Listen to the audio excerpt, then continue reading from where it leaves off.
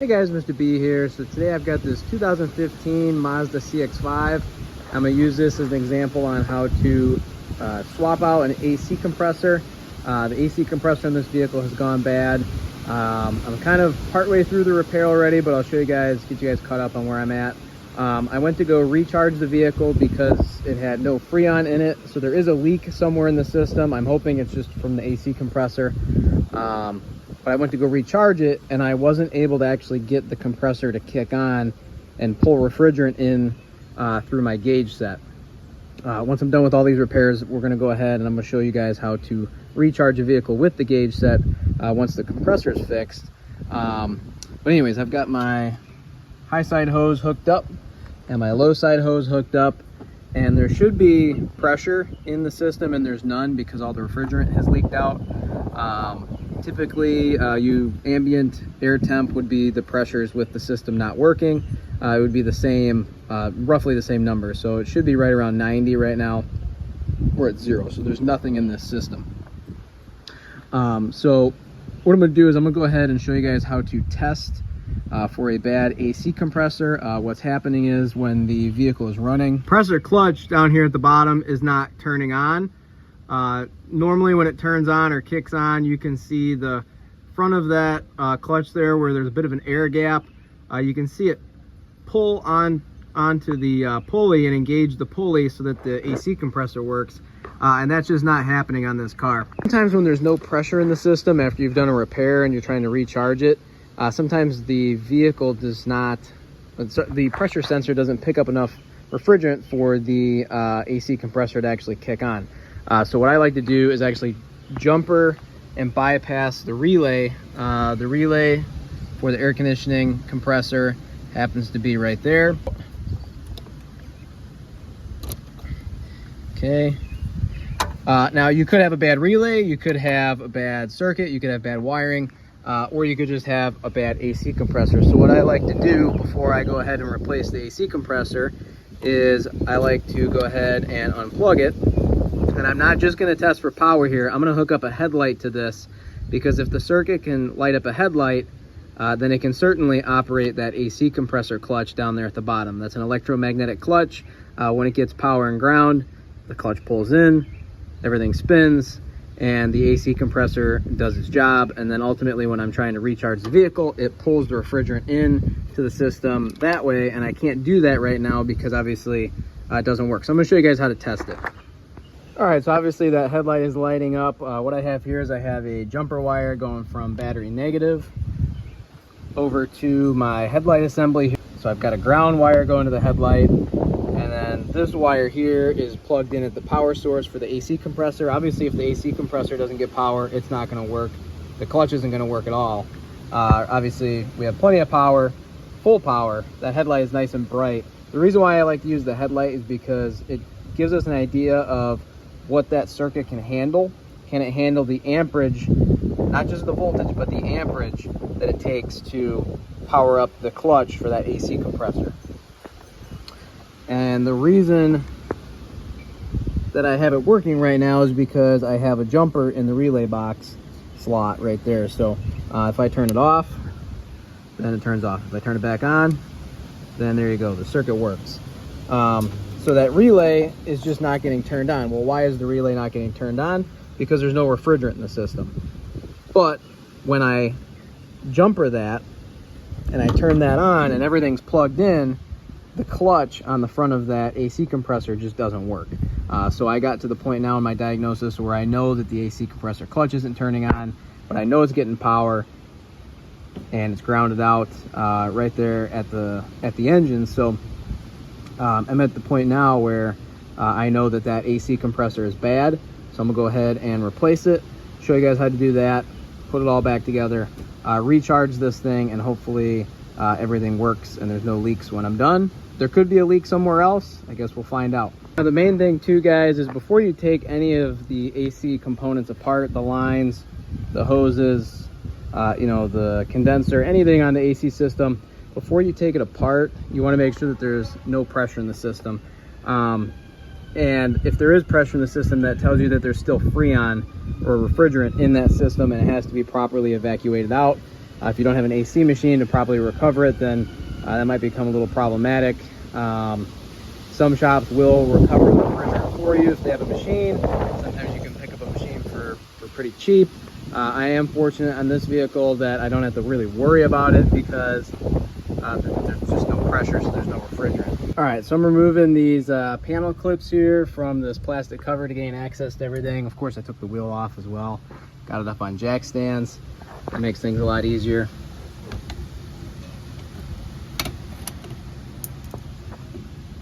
So there's that AC compressor with the clutch. That belt looks kind of worn too. I might end up getting a new belt for it as well while I'm doing this. But since I'm talking about the belt, that belt does have to come off. There is that piece right there for the belt tensioner. I'm gonna have to get something on the end of this to be able to turn it and move it to relieve the tension on the belt, and then slip the belt off. The wrench seems to do the trick. What you do is you pull this back and you can see how it relieves the tension on the belt. So there's my old belt. Again, just looking at that, it looks pretty crummy. So I'm gonna go ahead and buy a new one. There's actually quite a bit of space for this AC compressor removal. 10mm ratcheting wrench up in here. That seems to do the trick for these bolts for the lines. Again, before you take these lines loose, make sure there's no pressure in the system, otherwise it'll all come out at once.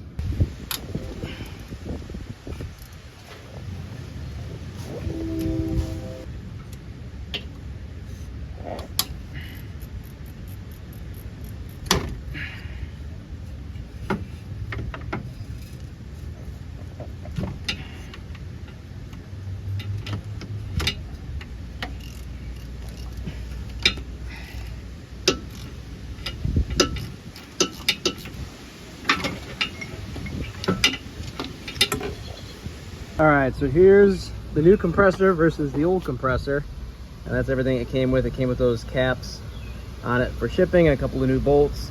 These O-rings go on the end of the lines. I would definitely replace those because those could be a leak point if you don't replace those O-rings. From what I can tell, this compressor is definitely junk. I mean, the clutch doesn't work. It's locked up. There might be a leak somewhere else, but obviously I know that I'm fixing a problem, maybe not the whole problem, but this needs to be fixed first before I try and find leaks anywhere else in the system. So this compressor did come pre-filled with oil. Unfortunately, I don't really know how much oil it came with.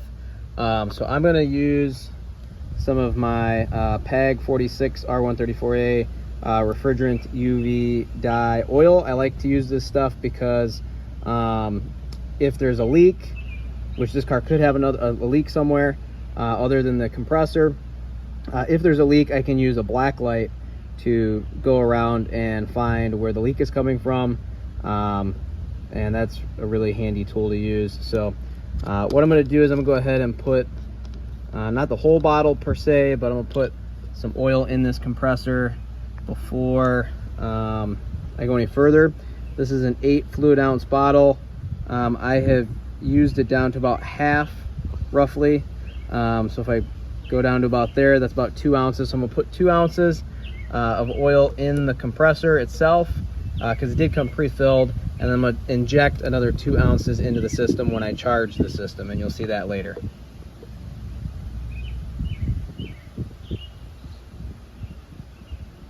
I would say that that's enough. You definitely want to make sure that there's plenty of oil in the system. Not too much oil, but you want enough oil in this system when you're done, so that way the new compressor doesn't go bad. Because if the compressor is not properly oiled and there isn't oil floating around in the system, that new compressor will fail without enough oil in the system. All right, so there we go. Got the new O-rings in place.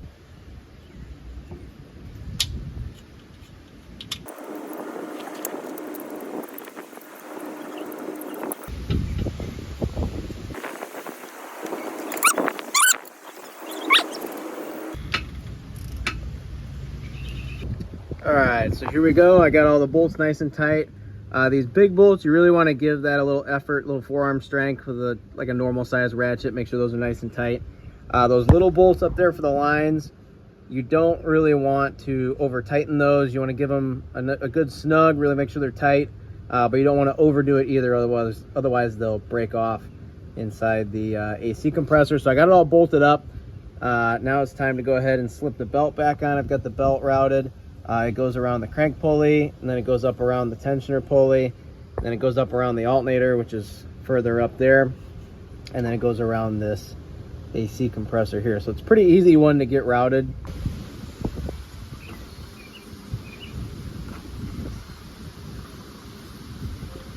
All right, so now I got the belt on. I'm just gonna go around, and I always like to double check and make sure the belt is actually on the pulleys. And it looks like it's in place. And it also looks like it's in place on that alternator pulley up there. And of course, don't forget to plug it in. All right, so I'm gonna go ahead and recharge the system. I've got my R134A tank here. Currently the weight is 34.38, roughly 34.4. Right here, the vehicle sticker shows that it takes 1.135 pounds, subtracted from my tank weight. What I'm gonna do is I'm gonna use this scale to keep track of how much refrigerant I've put in the system. And once the tank weight is down by 1.135 pounds, then that tells me that I've put that much refrigerant into the system. So I'm gonna go ahead and get this process started. The main thing is you wanna make sure that this hose is hooked up to the tank nice and tight, and don't open that valve until you're ready. Otherwise all the refrigerant will just come out of the tank. I'm gonna make sure that this valve is closed, the high side valve. When you recharge a system with a set of gauges, you always charge it on the low side and never the high side.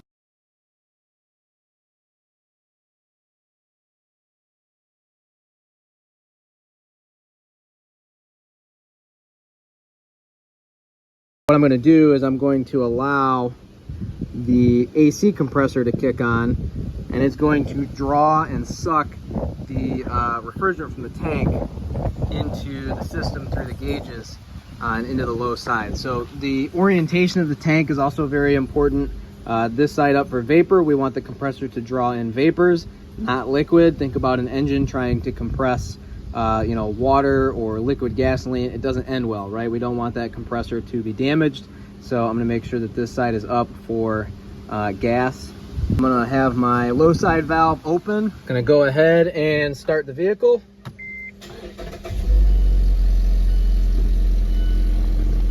You wanna make sure that your air conditioning is on.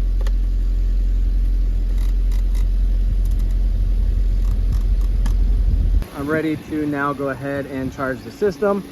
I'm going to jumper the relay for the AC compressor to get that to kick on. That helps speed up this process. You don't always need to do this, but it does help speed the process up a little bit. 33.265 is my magic number. That's how much weight I should have left on the tank to have the right amount of refrigerant in this system. So I'm gonna go ahead and open the valve on my tank, and now I'm just going to go ahead and let it charge until my tank weight is where it needs to be and we have the right amount of refrigerant in the system. So I've got my tank off now. Everything's recharged. All the refrigerant that needs to be in the system is in the system.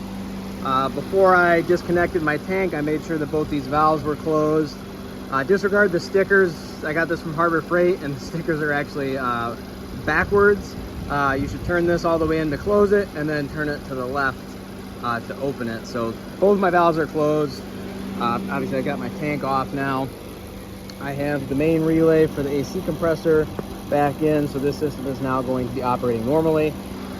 And if you look at these gauges, low side is at 40, high side is at 350. It is a very hot day today. It's about 90, 95 and humid. Heat index of over 100. So those are pretty normal readings. High side could be anywhere from about 200 to maybe 400. If the gauge pegs all the way at 500, That tells you that you have a restriction somewhere, most likely in the expansion valve or the orifice tube that controls the amount of refrigerant flowing into the evaporator to cool off the cabin. The low side reading, that looks pretty good. That should be anywhere between about maybe 15, usually 20 to 55, 60, sometimes 70, but usually not, depending on the system and depending on the car. So those gauge readings look pretty normal. Another quick check you can do is feel the low side. That should be nice and cold. On a humid day, you'll get some condensation like we have here. That's perfectly normal. And then the high side line should be hot to the touch, which it is actually very hot right now. So that's a quick, easy way to check to see if everything's working, and it appears to be working great. Real test is how cold it is on the inside. So like I said, it's 90 to 95 today. And even on a fan speed all the way up full blast, we are pumping 50-degree air out of those vents on full blast. That is exceptional.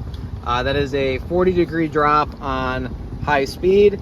You know, if you turn it down to low speed, then the temperature should drop even more because there's less air rushing past that evaporator core. But either way, that is a very good indication of the AC system working properly.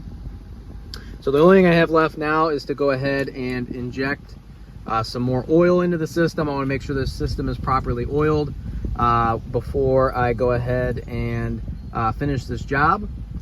So I'll go ahead and take my gauge off. Just be careful because you want to make sure that this is unthreaded so that the valve is closed.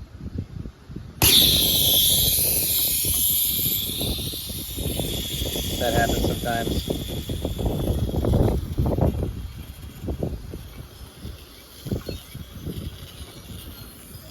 That's just residual Freon that's inside the gauge set right now.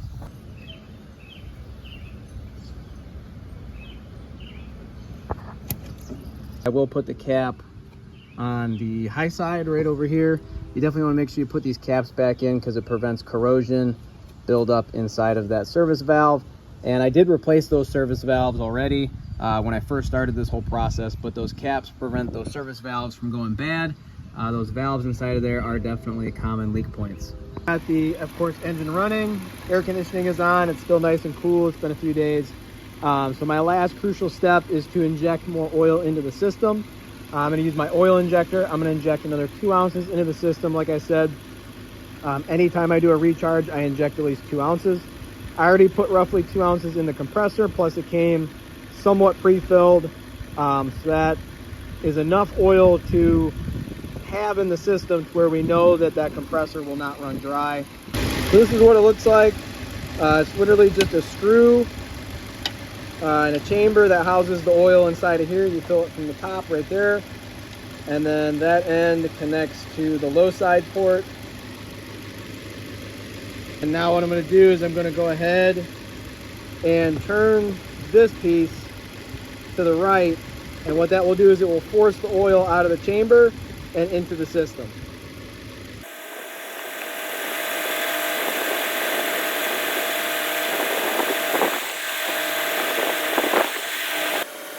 And there is still very, very cold air coming out the vents after a few days, after recharging it.